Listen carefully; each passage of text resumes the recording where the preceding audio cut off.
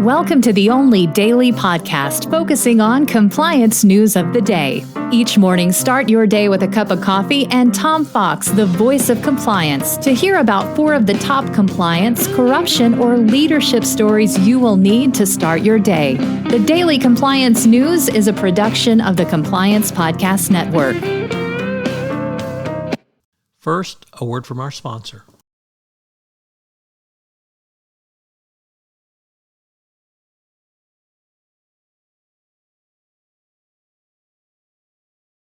The Daily Compliance News for February 22, 2023, the Going Dark edition.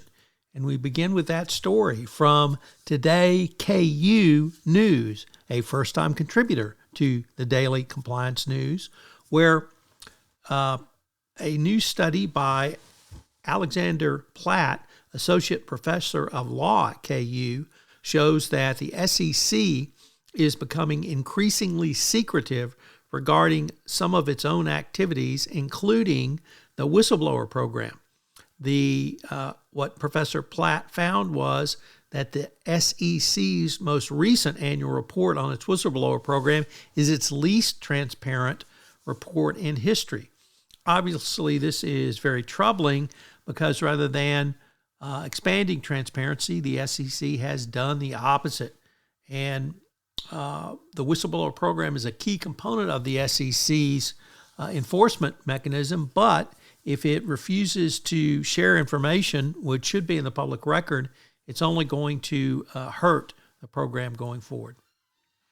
Next up, from Lawrence Heim over at the PracticalESG.com, an article on the governor of Texas, Greg Abbott, who has told state agencies and public universities to stop considering diversity in hiring practices, to go back to discrimination. And he really wants to move this to public companies, so it begs the question, will U.S. public companies who have offices in Texas be subject to state prosecution for following a DEI guidance and indeed affirmative action as required under Title VII and the Civil Rights Act? So, big step backward from the governor of Texas.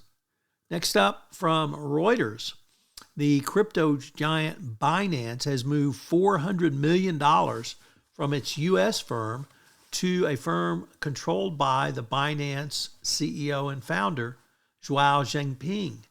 Obviously, this is very troubling for the U.S. regulatory perspective, but I think more importantly, it really demonstrates that Binance US has really no control over even its own resources, and this should be something that the regulator is going to look very closely at. And as the rest of the world's crypto collapses, when will Binance?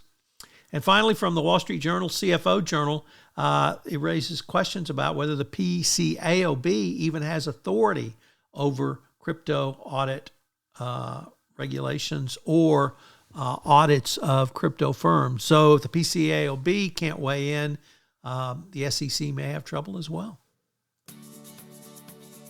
The Daily Compliance News is a production of the Compliance Podcast Network and a proud member of C-Suite Radio. Thanks so much for listening. I hope you'll join me again tomorrow.